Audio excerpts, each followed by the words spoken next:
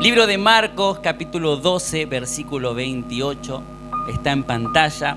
Dice: cuando uno de los escribas se acercó, los oyó discutir y reconociendo que les había contestado bien, le preguntó: ¿cuál mandamiento es el más importante de todos? Jesús respondió: el más importante es: escucha, Israel, el Señor nuestro Dios, el Señor uno es. Y amarás al Señor tu Dios con todo tu corazón y con toda tu alma y con toda tu mente y con toda tu fuerza.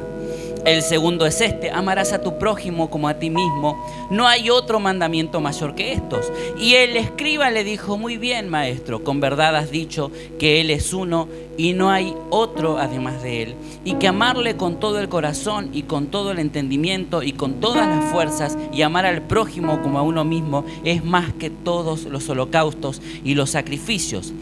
Viendo Jesús que él había respondido sabiamente, le dijo: no estás lejos del reino de Dios. Y después de eso nadie se aventuraba a hacerle más preguntas. Amén. Es importante entender que el hecho de que este mandamiento sea el más importante para el Señor y tan específico en lo que el Señor estaba diciendo, habla de amar, que debemos amarlo a Él con todo nuestro corazón, con toda nuestra alma, con toda nuestra mente y con todas nuestras fuerzas, tiene que ver, que seguramente usted lo sabe, con la necesidad que tenemos de estar completamente enfocados en el Señor. Que todo nuestro ser, que todos nuestros sentidos, que todo lo que somos pueda estar enfocado en Él, para que no nos distraigamos, para que nuestra mirada no esté puesta en otra cosa. Amar a Dios significa que todo lo que yo soy tiene que estar puesto en Él. Que todo lo que pienso, que todo lo que siento, que todo lo que hablo, que todo lo que hago en todo momento tiene que estar enfocado en lo que es Él. ¿Me va siguiendo hasta ahí? Entonces, si yo entiendo esto, no va a haber nada que me distraiga y no va a haber nada que me lleve la atención y no voy a gastar energías ni tiempo en otro tipo de cosas. No es que no las voy a hacer, pero no se van a llevar ni mi tiempo ni se van a llevar mi energía, porque todo va a estar enfocado en lo que es Dios. Ahora, el amor, cuando Él dice ama con todo, ese amor no es simplemente una emoción como nosotros conocemos quizás. El amor del que nos está hablando no es una emoción, sino es que es una función de nuestro espíritu. Es una función espiritual. El amor tiene que ver con la relación que yo tengo de espíritu a espíritu con otra persona y con el Señor también. Y cuando hablo de espíritu, me estoy refiriendo al espíritu de vida que el Padre puso en nosotros. Nosotros sabemos que somos espíritu, alma y cuerpo, ¿verdad? En ese orden. El espíritu que nosotros tenemos es el espíritu de vida que vino del Padre. Cualquier persona, todo lo que está vivo, tiene el espíritu de vida que vino del Padre. Sea una persona buena, sea una persona mala, esté en el Señor o esté en tinieblas, esa vida que Él tiene, ese espíritu de vida, es el que vino de Dios, el que vino del Padre. Por eso Eclesiastés dice que después todo espíritu de vida vuelve al Padre. Cuando nosotros morimos o partimos de esta tierra, ese espíritu que nos da vida vuelve al Padre. Después nuestra alma es otra cuestión. Se irá con el Señor o se irá para otro lado, pero el espíritu de vida es el que va al Padre. Ahora, la relación entre espíritu y espíritu es ese amor que viene del Señor. El amor del que Dios me habla es una función de mi espíritu, no de mi alma. No es algo que yo siento, es algo que yo imparto, porque viene del Señor. La Biblia dice que Dios es amor, no que tiene amor. Entonces, como Él es amor y ese espíritu de vida que viene de Él, que es una porción de Dios que está dentro mío, eso también tiene que irradiar amor. El asunto es que yo tengo que decidir que así sea. Porque después están todas las otras emociones que sí tienen que ver con el alma, y el alma es la que se tiene que sujetar a mi espíritu. Porque si el alma no se sujeta a mi espíritu, las emociones van a comenzar a gobernarme. Y cuando las emociones me comienzan a gobernar, toman el control de todo lo que soy, y ahí es donde las cosas se empiezan a complicar. Porque las emociones pueden acabar con tu vida. Dios nos dio dominio propio, dice la palabra, que Él nos dio dominio propio. Nosotros podemos dominar todo eso que sentimos. Ahora hay que querer, hay que tomar una decisión y hay que decirle al alma: alma, sujétate. No podés gobernar todo. Por eso el libro de Efesios dice que nosotros tenemos que cuidar la unidad en el espíritu. Yo con cada uno de mis hermanos en Cristo, en toda la tierra, en todo el planeta, tengo que estar unido en mi espíritu, no en mi alma. Porque si yo trato de unirme en el alma con usted, en el momento que usted encuentre algo en mí que no le gusta, o yo encuentre algo en usted que no me gusta, ahí el amor se va a terminar de acabar, se va a terminar de ir, y esa unidad se va a cortar. Porque estoy unido por una afinidad emocional de que mientras que todo esté bien, vamos a ser amigos. Mientras que todo esté bien, esto pasa mucho en las congregaciones. Mientras que todo está bien, el pastor es bueno, es genial, es un campeón. Ahora, cuando el pastor me corrigió, me fui de la congregación porque me trataron mal. Eso es una unidad en el alma. Porque no comprendo que necesito ser edificado y pienso que todo es un ataque. Me trataron mal, me tengo que ir. Entonces muchas veces no se puede corregir, que no es el tema de esta tarde igual. Porque cuando hay un problema de emociones, cuando las emociones comienzan a gobernar y toman el control, se toman malas decisiones. Cuando uno es dominado por las emociones, muchas veces reacciona de una manera que no tiene que reaccionar. Yo necesito aprender a controlar esto. Algo que yo necesito aprender como hijo de Dios es a decirle a mi alma: alma, sujétate. De la misma manera que yo necesito aprender a poner en práctica cada palabra que Dios me habla. Todo lo que Dios dice desde este lugar, o todo lo que Dios te habla a través de las Escrituras, o todo lo que Dios te habla en tu tiempo de oración, todo es para que vos lo puedas poner en práctica. Ahora, el asunto está en que muchas veces, siempre hablamos de esto, en que muchas veces cruzamos esa puerta y el mensaje se quedó como que, wow, qué mensaje.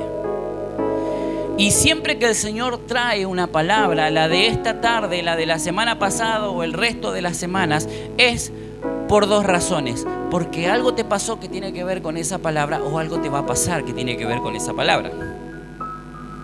Porque Dios no viene a rellenar el culto. Ni es que al pastor se le ocurre, tiene ideas todos los fines de semana para ver qué predicar. ¿Sabe que algo que yo pensaba mucho antes de ser pastor? Decía, ¿cómo hace esta gente para tener todos los fines de semana un mensaje? ¿De dónde sacan tantas prédicas? Yo pensaba, ¿no? Capaz que para los demás es más normal, pero yo pensaba, digo, ¿de dónde saca esta gente tantos mensajes? Yo no leía la Biblia nunca, entonces nunca iba a tener otro mensaje. Pero después, siendo pastor, entendí que Dios habla lo que necesita hablar. Porque si es por lo que a mí se me ocurre o por lo que a mí me parece, créame que los mensajes no van a servir para nada.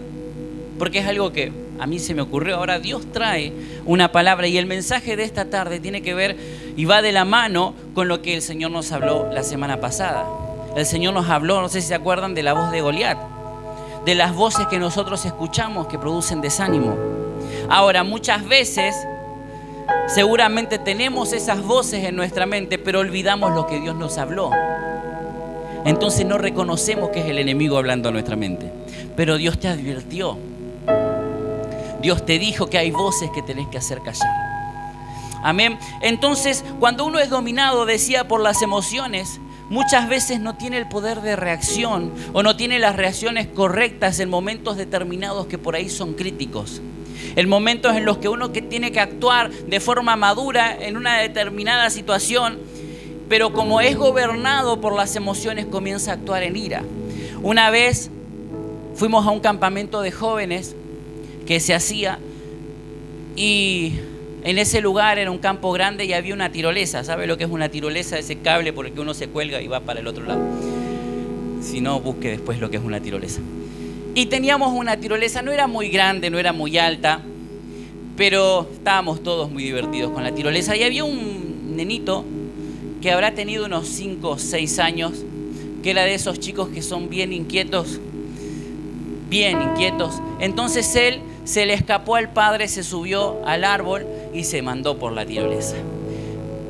Habrá hecho 1 metro y se soltó de ahí, cayó de boca contra el piso, toda la boca ensangrentada No fue grave el accidente, pero sí tenía toda la cara con sangre, estaba muy lastimado. Entonces viene el padre, se lo llevan al padre, al nene, y el padre, en lugar de llevarlo al médico, ¿qué hizo?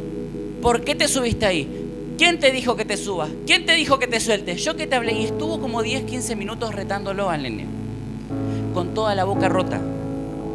Uno mirándolo de afuera dice, llévalo al médico, después lo retás.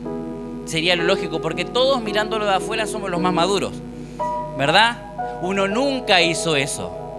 Nunca como mamá se te cayó el hijo y dijiste, te dije que no te caigas, te dije que no te subas ahí. Fuiste y lo atendiste y dijiste, oh hijo, ¿qué te pasó? ¿Verdad? Ninguna mamá hace eso. Ese es el gobierno de las emociones.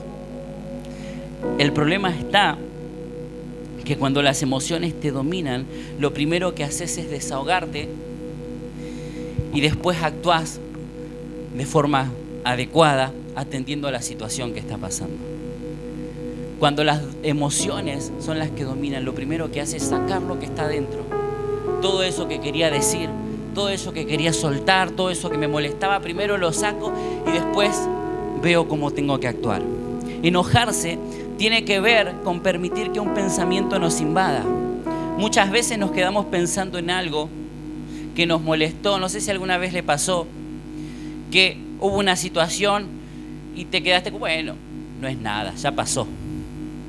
Me trató mal, me gritó, pero bueno, habrá estado nerviosa. Vino Cris, un día me contestó mal. Digo, bueno, ya está, no pasa nada, lo vamos a dejar ahí, no lo vamos a hablar, porque no tiene importancia. Y después digo, pero esta incircuncisa, ¿quién se piensa que para venir a hablar mal? No, pero bueno, ¿sabes? Pero no es la primera vez que me habla mal. Y encima me miró mal, y seguro después no me saluda. Y debe estar en la casa hablando mal de mí. Entonces la próxima vez que viene Cris y me quiere saludar, porque ese día capaz que estaba distraída, la próxima vez que viene yo le largo todo el veneno que junté durante toda la semana. Porque hubo un pensamiento que se anidó en mi corazón y que produjo que yo me enoje y que genere todo lo demás. ¿Me está entendiendo hasta ahí? Dice la Biblia en Proverbios 14, 17, el que se enoja fácilmente comete locuras. La persona que se enoja con facilidad y expresa de ese enojo muchas veces termina haciendo cosas que terminan arruinando todo lo demás.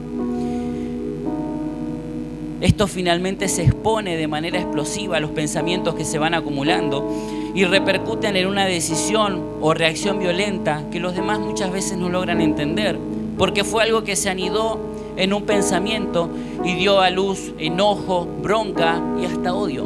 ¿Por qué odio? Porque toda reacción violenta busca lastimar. Y aunque usted diga, no, pero yo no odio, no tengo odio en mi corazón, cuando empezamos a soltar todo ese veneno que se acumuló en nuestro corazón y buscamos herir, porque inconscientemente muchas veces con nuestras palabras buscamos lastimar para que la persona sepa que estamos dolidos, para que la persona sepa que eso que nos hizo nos dolió. Entonces esa demostración y ese intento de tratar de pinchar el corazón es el mismo espíritu de odio que busca destruir una relación, que busca destruir un hogar, que busca destruir un matrimonio, que busca destruir una amistad. Siempre va a buscar destrucción. El enojo cambia los ambientes, lo convierten en un lugar de tensión y esto genera nuevos malos pensamientos que pueden terminar en decisiones todavía peores. Pensamientos de muerte, de suicidio, de escape, de abandono, porque el alma no quiere padecer y el infierno que entró a través de una idea cambió todo el sistema de creencia en nosotros para que pensemos que sí tenemos que escapar. Yo no le conté en detalle a la pastora lo que iba a predicar hoy, pero en su oración al principio me di cuenta que el Espíritu Santo estaba hablando ahí, porque hablaba acerca de esas ideas de separación, de divorcio, cosas que el diablo mete para venir a destruir la familia. Son pensamientos que el infierno mete en nuestro sistema de creencia para hacernos creer que todo se tiene que terminar. ¿Saben que hay una mentira muy grande del infierno cuando te encuentra lastimado y te dice, te hace creer de alguna manera que todo el mundo tiene que girar a tu alrededor.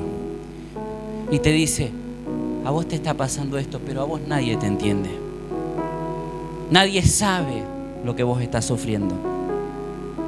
Nadie sabe lo que estás padeciendo. Nadie te entiende tu dolor. Entonces, si le diste lugar a ese pensamiento, es en donde vienen después las ideas de separarse, de divorciarse, de escaparse de la casa o de quitarse la vida. Porque todo entra con un pensamiento. Hay una historia que seguramente quizás la vio en internet, ahora que las redes sociales están al alcance de todos, seguramente la vieron ahí, es el que le da nombre al mensaje de hoy. Y cuenta que en un lugar había un caballo que estaba atado, que se hinchaba y tironeaba para poder soltarse. Estaba atado en ese lugar y se quería soltar y se hinchaba, tironeaba y no se podía soltar. Hasta que vino un demonio y lo soltó. Entonces el caballo se fue, se metió en una finca y empezó a comerse la siembra de ese lugar. Cuando el dueño de la finca ve que el caballo se estaba comiendo la siembra, agarra su rifle y mata al caballo. Entonces el dueño del caballo, al ver lo que estaba pasando, se enoja y en venganza agarra su rifle y mata al dueño de la finca. Cuando ve esto, la esposa del dueño de la finca agarra el rifle y mata al dueño del caballo. Entonces ve esto el hijo del dueño del caballo y agarra el rifle y mata a la esposa del dueño de la finca. Los vecinos, enardecidos por lo que este muchacho había hecho, matan al muchacho y le prenden fuego a la casa. Entonces le preguntan al demonio, ¿por qué hiciste todo eso? Yo solamente solté al caballo. Lo demás lo hizo la gente. El diablo siempre va a poner ideas pequeñas, cosas simples en nuestra mente para que den a luz todo lo que está en nuestro corazón. Todo lo que está ahí, todo lo que está guardado. La bronca y el odio que muchas veces tenemos en nuestro corazón salen a luz por un pequeño pensamiento que dejamos, que se anide y que después dé a luz a todo lo demás. Por eso necesitamos aprender a pensar antes de actuar y aprender a reconocer cuando hay un pensamiento que no viene del Señor. Por eso dice la Biblia que el sol no se ponga sobre tu enojo. No te vayas a dormir enojado, porque esa es la oportunidad de las tinieblas. El enojo entra en las tinieblas y las tinieblas pueden hacer lo que quieren con eso y empiezan a sembrar en tu corazón. Es simple, es sencillo, porque lo primero que uno dice, esto es algo sin importancia. Mañana se me pasa. Para mañana ya me olvidé, ya está, no es algo. Habrá estado mal y lo dejé, pero no lo hablé. Entonces lo guardo en mi corazón. Queda guardado en mi corazón y para cuando lo solté explotó. Y la gente no entiende por qué explotaste. Porque no saben todo lo que fuiste acumulando en tu corazón, más todo lo que ya había en el corazón por otros rencores, por otras heridas, por otras situaciones. Entonces todo sumó a lo que estaba ahí y el diablo solamente soltó el caballo.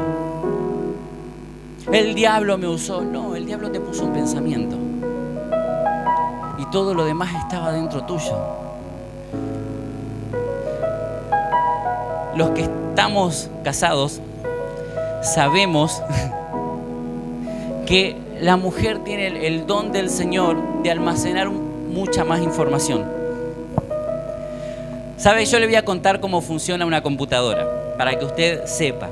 La computadora básicamente tiene algunos componentes principales que la hacen funcionar aparte de la placa, que son el procesador, que es el que procesa justamente todos los datos, y después tiene dos tipos de memoria. Tiene la memoria del disco donde se almacena todo lo grande y tiene otra memoria que se llama memoria RAM. Para explicarlo de esta manera y que se entienda, viene a ser como si fuese una biblioteca. Entonces el procesador es el bibliotecario que usa toda la información que hay ahí y la acomoda, y a medida que se la van pidiendo, él la pone a la mano.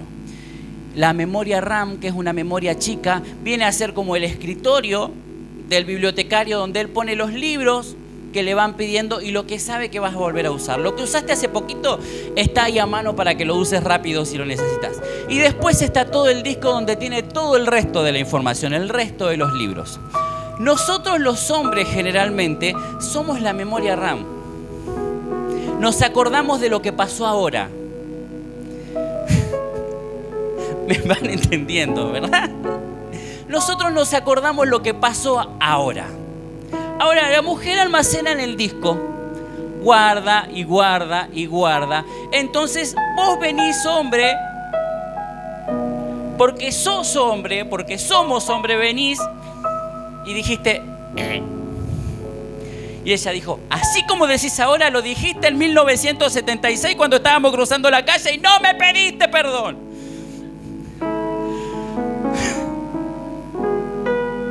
Porque tiene otra capacidad de almacenamiento.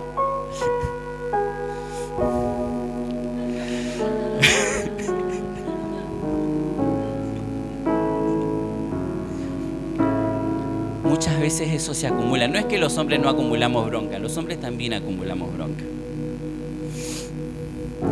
Pero por ahí nos sale más fácil decir lo que está pasando. Vos cuando preguntaste y te dijeron nada, ya sabés que acumuló. Entonces ahí es donde hay que aprender, no solamente las mujeres, todos tenemos que aprender a que cuando viene un pensamiento que genera molestia, ese es el momento para sacarlo. No hacer la bola de nieve más grande.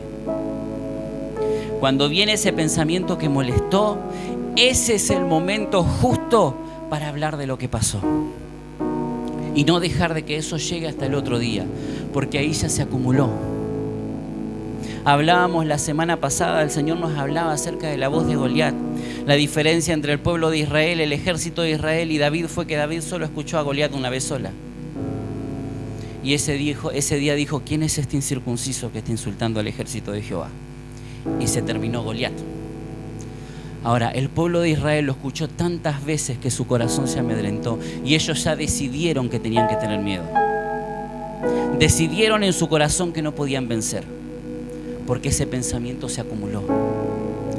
Ese pensamiento anidó y creció adentro de ellos. Por eso el Señor dijo, ustedes tienen que amarme con todo. No es un capricho del Señor que Dios es vanidoso y egocéntrico y Él quiere que nosotros usemos todo nuestro amor para Él, sino que Él sabe que en esta tierra nos vamos a distraer, que sabe que en esta tierra Satanás puede tomar tu atención, que sabe que en esta tierra Satanás con algo simple puede hacer que te desvíes de todo el camino. Con solo un pensamiento que Él ponga, un pensamiento de derrota, un pensamiento de desilusión, un pensamiento de enojo, de molestia, de traición. Solo un pensamiento puede hacer que te desvíes de todo lo demás. Los que tenemos años en el Evangelio, todos sabemos que si nos alejamos del Señor nos podemos ir al infierno, ¿verdad? Es el ABC del Evangelio. Todos hemos aprendido eso. Pero ¿cuántas veces nos enojamos y nos dejamos de congregar? ¿Cuántas veces nos enojamos y dejamos de orar? Nos enojamos con el Señor. ¿Para qué voy a orar? ¿Para qué voy a leer la Biblia? Vos sabés, si tenés el conocimiento de qué es lo que pasa cuando te alejas del Señor. Porque seguramente incluso se lo predicaste a un montón de gente. Seguro se lo aconsejaste a un montón de gente que veías que se estaba apartando. Es básico. Pero en el momento que te toca el enojo, que te toca la molestia, que ese pensamiento comienza a crecer, terminamos haciendo lo mismo que aconsejamos. Que no te alejes del Señor. ¿Cómo vas a dejar de orar? Todos tenemos el consejo automático de decir, amigo, tenés que orar. Entregale eso al Señor. Eso que te molesta, entregáselo al Señor. También es el ABC de la consejería. Entregáselo al Señor. Es fácil. ¿Qué te pasa? No importa, entregáselo al Señor. Ahora, cuando nos toca a nosotros, nuestro problema siempre es más grande que el de los demás. Siempre va a ser más grande que el de los demás. Pero no se lo entregamos al Señor. Pero Dios te dice, vos me tenés que amar con toda tu mente, con toda tu alma. Todas tus emociones tienen que estar apuntadas a mí. Todos tus pensamientos tienen que estar en mí. Toda tu fuerza tiene que estar en mí. Todo lo que está en tu corazón, eso que incluso vos no conocés, todo eso tiene que estar en mí. Para que cuando venga algo fuera de mí, lo podamos sacar de ahí. Y puedas escuchar cuando yo te digo, hey, eso no es bueno. Ese resentimiento no es bueno. Eso que por más que digas es un pensamiento nada más, se llama rencor, no es bueno. Esa bronca que sentís, por más lastimado o lastimada que estés, eso es odio y no es bueno. No viene del Señor, es una mentira del infierno para que vos estés en división, para que no puedas perdonar, para que no puedas soltar, para que no puedas vivir en libertad. Cuando las emociones nos dominan, nos perdemos de un montón de cosas que Dios tiene preparadas para nosotros. Había un hombre de esas personas muy temperamentales que siempre hervían cuando le decían algo. Y un día estaba en su trabajo, se molestó por una situación y como él era así de molestarse y de enojarse, fue a su jefe y le dijo, ¿sabes qué? Renuncio, me cansé, no vengo más. Y el jefe lo miró y le dijo, vos sabés que mañana te íbamos a ascender a supervisor, pero como tuviste esa reacción y te querés ir, anda en paz. Tenían todo planeado para que esa persona, porque era una persona responsable, solo que era una persona temperamental, tenían todo listo para darle el ascenso, pero por un enojo tomó una mala decisión.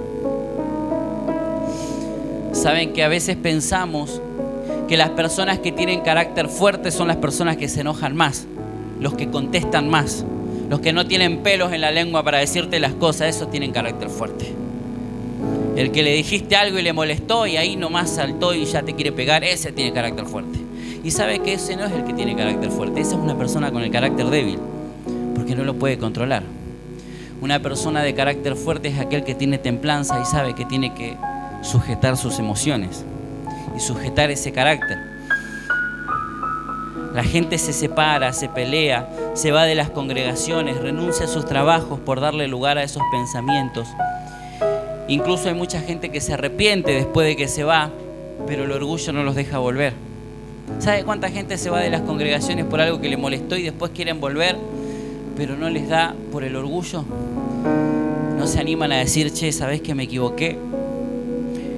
Y ese orgullo no les permite volverse atrás y disculparse, y terminan perdiéndose de todo, y así tienen que volver a empezar. Personas que perdieron buenos trabajos, perdieron sus familias. Por eso las emociones tienen que dejar de gobernarnos. Por eso esos pensamientos cuando vienen de más tenemos que aprender a reconocerlos y darnos cuenta que eso viene a destruir. Por eso algo que hemos dejado de hacer como iglesia es llenarnos del Espíritu Santo de Dios. Porque el Espíritu Santo es el que a mí me guía toda la verdad. Entonces el Espíritu Santo me dice, hey, eso que estás pensando no está bien. Esa es una mentira del infierno. Comete el orgullo y decí, perdonad, me equivoqué. Comete el orgullo y decí, sabés que yo estuve mal. A veces suena injusto, sí, muchas. Pero ¿sabés quién va a ser libre? Vos. Las emociones del Señor nos hizo personas emocionales. El asunto es que esas emociones no nos gobiernen. El asunto es que esas emociones no tomen el control de nuestras palabras, de nuestra forma de relacionarnos. Darnos cuenta, como decíamos la semana pasada, cuando es la voz de Goliat hablándonos para amedrentarnos. Cuando es el infierno que solamente soltó un pensamiento sobre nosotros. Cuando es algo que viene solamente a destruir. Necesitamos tener una actitud que nos lleve a pensar bien de nosotros mismos. Y a pensar bien de la gente también. El diablo lo que te dice es, importa lo que a vos te pasa. Entonces cuando a mí me hacen algo pienso en cómo yo me siento nada más. Y no pienso en por qué las personas reaccionan como reaccionan. Cuando uno tiene quizás a veces un mal padre o una mala madre, pensamos en cómo nos están tratando a nosotros, pero no sabemos la infancia que tuvieron ellos. Porque no vamos a ese pensamiento, solamente vamos a lo que nos pasa a nosotros. Por eso hay que aprender a perdonar. Por eso hay que aprender a soltar todos esos pensamientos. Por eso hay que aprender a sujetar las emociones, llenarnos del Espíritu Santo de Dios para que Él nos guíe a toda verdad y poder tener una actitud que nos lleve a pensar bien. El Señor, con todo lo que nosotros nos equivocamos y con todo lo que hemos hecho, Él tiene pensamientos de bien de nosotros. Tiene pensamientos de paz. Él da oportunidades para que nosotros nos podamos acercar a Él, porque Él es un Padre bueno que ama. Pero nosotros tenemos que aprender a vernos como el Señor nos ve. Necesitamos tener esa actitud que nos lleve a pensar bien y silenciar todas las voces del infierno que vienen a poner malos pensamientos, para que eso se anide en nuestro corazón y saque todo lo que viene a destruir, que quizás hay todavía tinieblas adentro nuestro, porque siempre hay algo que uno tiene que renunciar. Engañoso es el corazón más que cualquier cosa, dice la Biblia, que solamente el Señor puede escudriñarlo y saber lo que hay ahí. Siempre hay algo que uno tiene que arreglar, pero aprender a reconocer y no dejar que toda esa mugre venga a destruir y poder entregarle al Señor todos esos pensamientos. Amén. Ponete de pie en esta tarde.